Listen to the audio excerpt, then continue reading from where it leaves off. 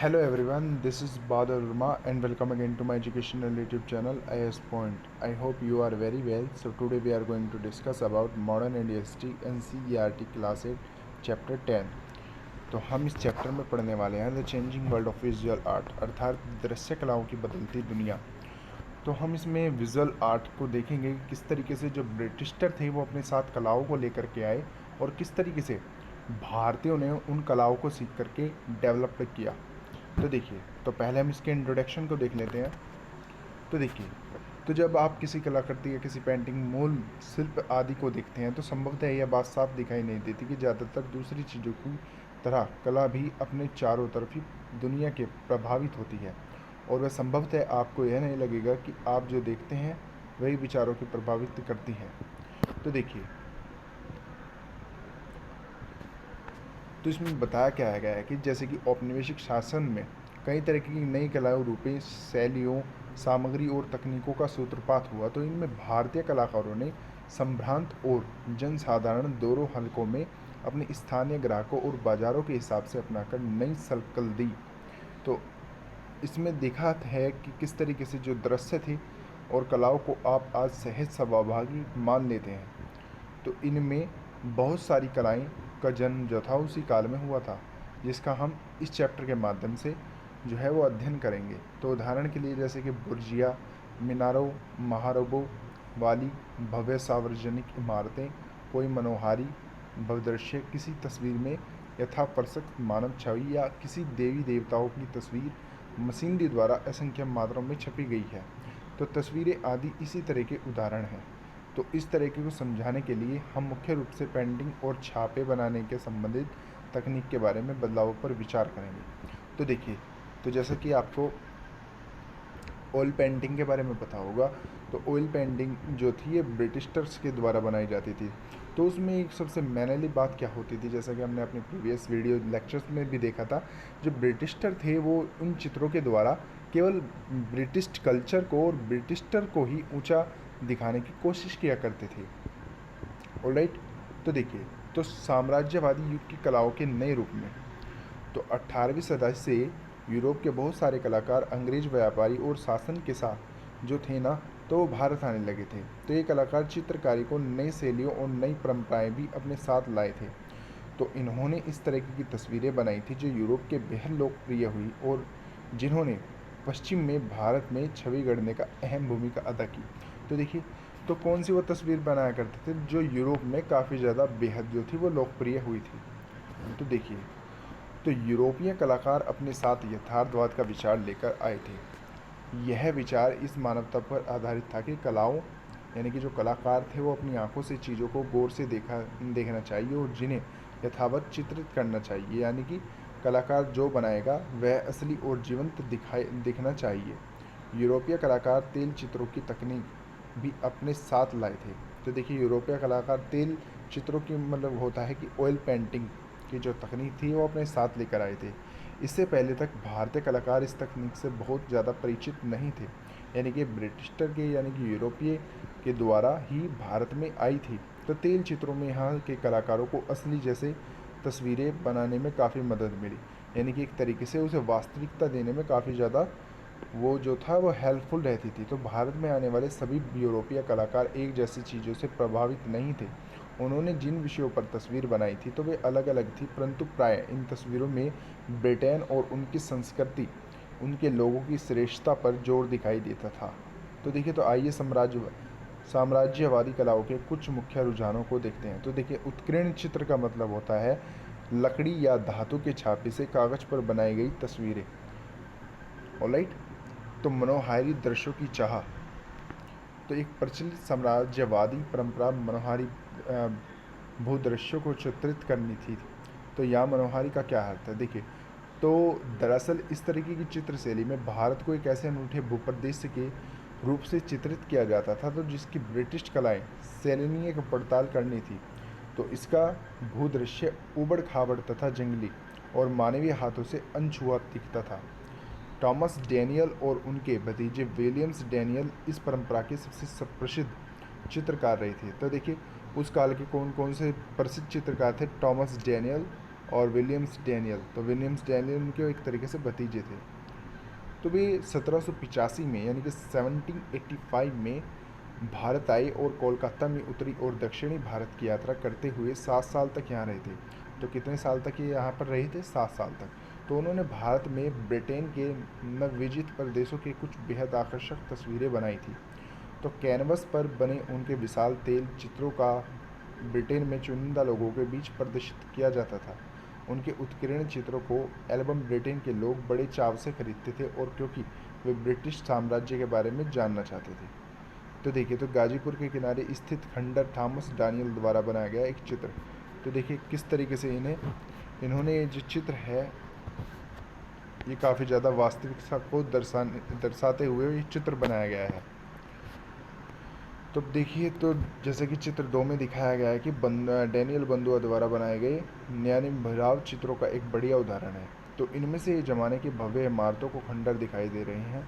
ये इमारतें अतीत के वैभव की याद दिलाती है और ऐसी प्राचीन सभ्यता के अवशेष हैं जिनमें अब तक नष्ट नहीं हो चुके हैं, जो अब तक जो है वो नष्ट नहीं हुए हैं।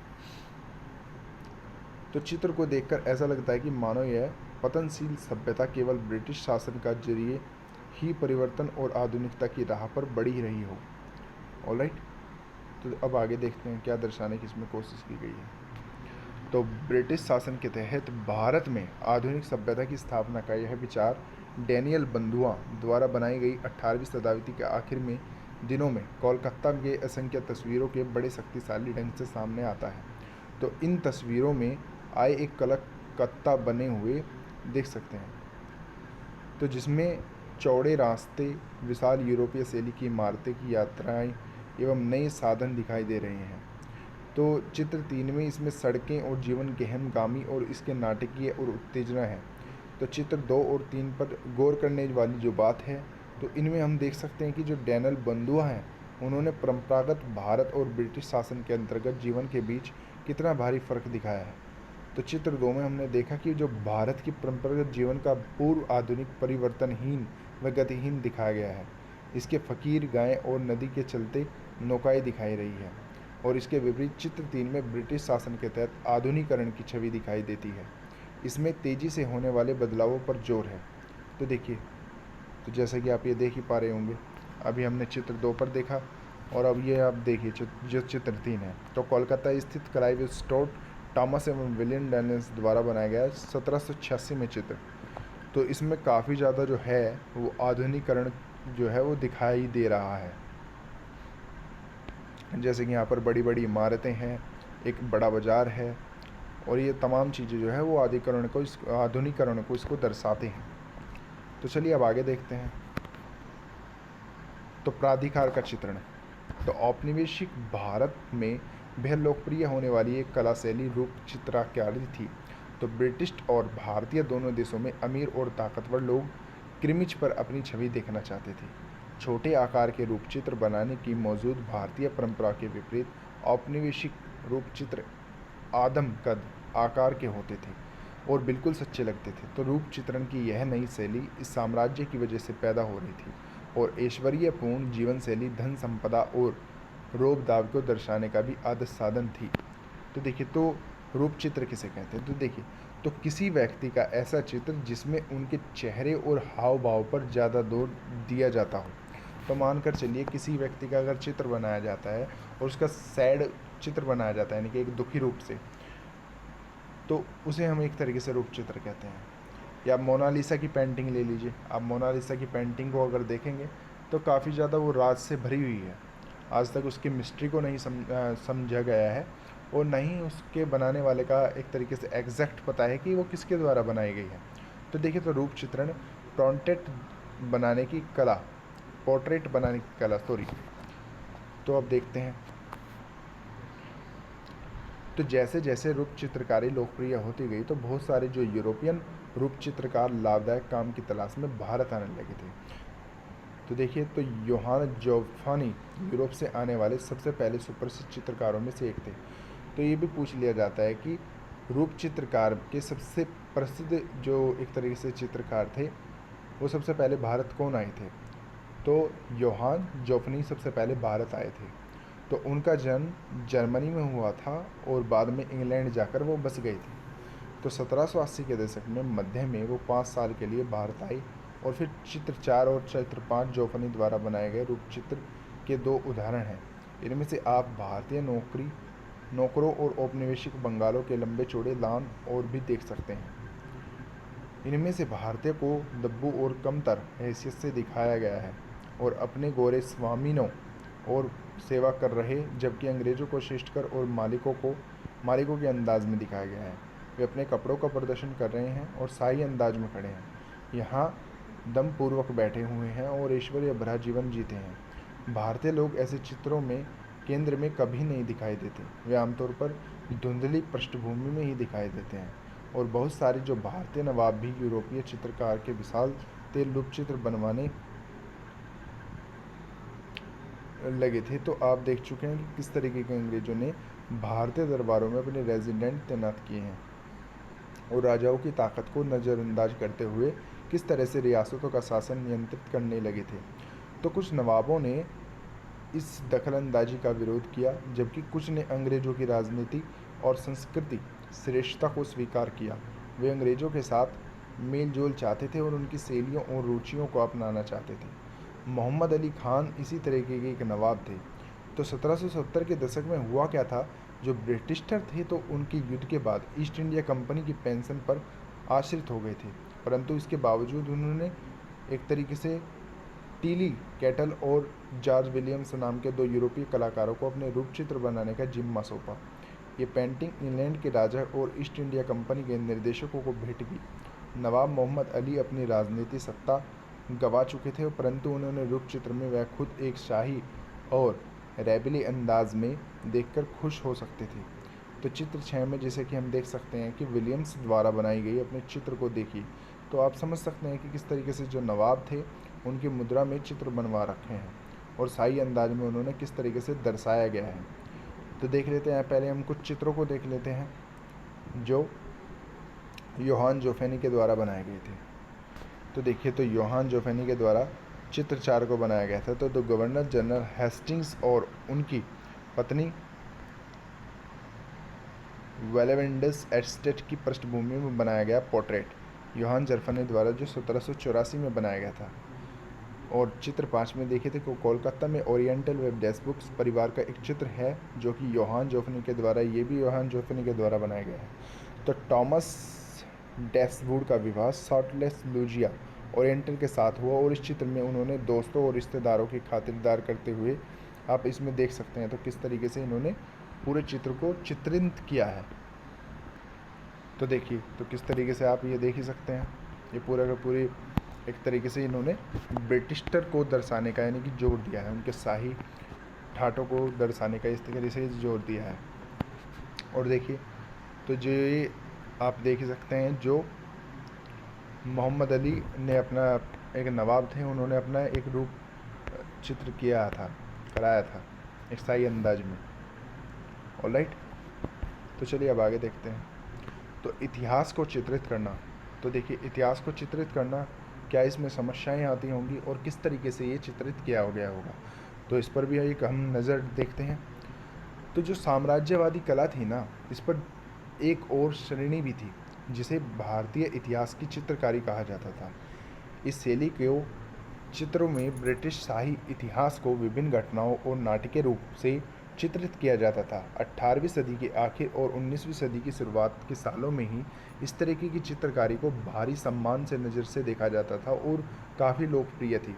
भारत में अंग्रेज़ों की जीत ब्रिटेन के इतिहास चित्रकारों के लिए उपयोगी सामग्री थी और ये चित्रकार मुसाफिरों के ब्यौरे और रेखन चित्रों के आधार पर ब्रिटिश जनता को दिखाने के लिए भारत में ब्रिटिश कार्रवाई की सुंदरता छवि तैयार करने की कोशिश करते थे।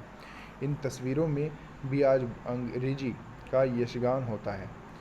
उनकी सत्ता, उनके विजय और उनकी श्रेष्ठता इन चित्रों के केंद्र में थी और इन इतिहास चित्रों में शुरुआती चित्र 1762 में फ्रांसीसी हैमन द्वारा बनाया गया था, जिस लंदन स्थित वॉक्सहॉल गार्डन में सार्वजनिक प्रदर्शन के लिए रखा गया था। तो अंग्रेज़ों ने कुछ ही समय पहले प्लासी के युद्ध के सिराजुद्दौला को हराकर फिर मीर जाफ़र को मुर्शिदाबाद का नवाब बनाया। अंग्रेज़ों का यह जीत साजिश से मिली थी और साजिश से मदद देने वाले गद्दार मीर जाफ़र को नवाब का ओहदा तोहफे में दिया गया था। हुमायूं द्वारा बनाए गए चित्र में आक्रमण और जीत के इस दृश्य को वही दिखाया गया है और मीर जाफ़र को उनके सैनिकों द्वारा प्लासी के युद्ध के बाद लॉर्ड क्लाइव को आगामी का दृश्य दिखाया हुआ है। तो देखिए, जैसे कि हमने प्लासी का युद्ध देखा था, जो इसमें सिराजुद्दौला खान को हरा करके मुर्शिदाबाद का जो एक तरीके से नवाब है वो मीर जाफ़र को बना दिया गया था। तो इसमें देखिए तो क्या चित्र में दिखाने की इसमें कोशिश की गई है, एक तरीके से इसमें मीर जाफ़र को नवाब बनाते हुए इसमें कोशिश की गई है और ब्रिटिश जो गवर्नमेंट है वो एक तरीके से अपने आप को काफ़ी ज़्यादा एक शक्तिशाली और औपनिवेशिक गवर्नमेंट के रूप में प्रदर्शित यहाँ पर इसमें किया गया है। तो देखिए, तो जैसा कि चित्र 7 में इसमें लिखा गया है कि जो प्लासी की जंग के बाद लॉर्ड क्लाइव मुर्शिदाबाद के नवाब मीर जाफ़र से मिलने आए थे, तो फ्रांसिस ह्यूमेस द्वारा एक चित्र बनाया गया था 1762 में। तो ये देखिए, तो ये मीर जाफ़र आप देख ही पा रहे होंगे। तो चलिए अब आगे देखते हैं। तो ब्रिटिश सैनिक विजय का जश्न सेरिंगमापट्टनम यानी कि अब श्रीरंगपट्टनम के युद्ध पर आधारित बहुत सारे चित्रों में देखा जा सकता है।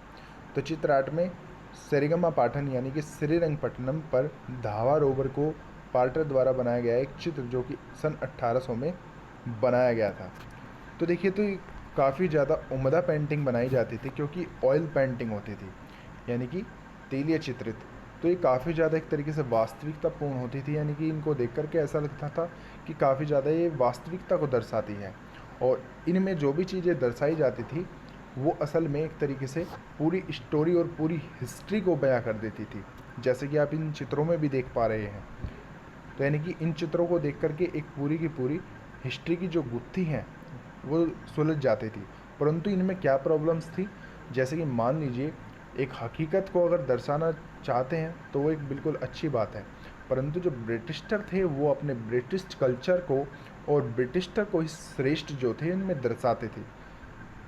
ऑलराइट, तो देखिए, तो पहले इसमें देख लेते हैं। तो इसमें जैसे कि आप जानते हैं कि जो मैसूर के टीपू सुल्तान अंग्रेज़ों की सबसे शक्तिशाली दुश्मनों में से एक थे, यानी कि जिनका अंग्रेज़ों के साथ 4 बार युद्ध हुआ था, जिनको आखिरकार 1799 में श्रीरंगपट्टनम में की प्रसिद्ध लड़ाई में उन्हें हरा दिया गया था। तो देखिए, तो हमने जैसे कि चित्र 8 में देखा कि एक युद्ध का एक दृश्य है जिसमें अंग्रेज़ टुकड़ियाँ किले के चारों तरफ जो है वो धावा बोल रही है। तो अंग्रेज़ सिपाही टीपू सुल्तान के सिपाहियों को टुकड़े टुकड़े कर रहे हैं और दीवारें फांद रहे हैं। तो टीपू के किले के ऊपर ब्रिटिश झंडा फहराया गया और इस चित्र ज़बरदस्त उथल पुथल और ऊर्जा से भरपूर है। तो ये पेंटिंग इस घटना को नाट्य रंग में पेश करती है और और ब्रिटिशर को जीत के गौरव बयान करती है। तो साम्राज्यवादी ऐतिहासिक चित्रों में शाही फतह की लोक स्मृतियाँ गढ़ने का भी प्रयास किया गया है। उनकी कोशिश यह थी कि भारत और ब्रिटेन दोनों जगह अंग्रेज की ही जीत आम जनता की स्मृति बनी रही और उनका यह मानना था कि इस तरह से अंग्रेज़ों को अजेय और सर्वशक्तिशाली साबित कर सकते हैं। तो देखिए, तो इन चित्रों का काफ़ी ज़्यादा इम्पैक्ट ये भी पड़ता था। मान लीजिए ये इतिहास में आज भी मौजूद है, जैसे कि ये वर्तमान समय में जो कुछ चित्र हैं कुछ तो नष्ट हो गए थे और कुछ जो चित्र हैं वो जैसे कि हम देख ही पा रहे हैं। तो जैसा कि ये चित्र है तो काफ़ी ज़्यादा ये इम्पैक्ट डालते हैं आज के वर्तमान समय पर, क्योंकि इन चित्रों में जो दर्शाया गया है आगे की स्मृतियों में भी वही याद रखा जाएगा। जैसे कि इनमें ब्रिटिशर्स को सर्वश्रेष्ठ बताया गया है, तो ब्रिटिशर अदर्स कंट्री के हिसाब से जो है वो सर्वश्रेष्ठ इसमें माने जाएंगे, क्योंकि जो चीज़ें दर्शाई गई हैं, जो चीज़ें इतिहास में उस समय बनाई गई है। परंतु एक तरीके से जो भारतीय हैं तो भारतीयों को इसमें मतलब इतना ज़्यादा बढ़ा चढ़ाकर इसमें नहीं दर्शाया गया है जितना कि ब्रिटिशर को। तो देखिए, तो चित्र 9 में क्या दर्शाने की कोशिश की गई है। तो जनरल सर डेविड बेल्थस द्वारा सुल्तान टीपू को शव की बरामदी। तो देखिए, तो 4 मई 1799 में डेविस विल्की द्वारा एक चित्र बनाया गया था 1839 में। तो देखिए, तो शेर मैसूर कि जिनको उपाधि प्राप्त थी, यानी कि टीपू सुल्तान का एक तरीके से जो शव है उसकी बरामदगी। तो देखिए, तो अंग्रेज फौजों का नेतृत्व करते हुए टीपू के दुर्ग पर धावा बोलने वाले जनरल बेयर्ड्स को एक चित्र में बीचों बीच विजय भाव के साथ दर्शाया गया था।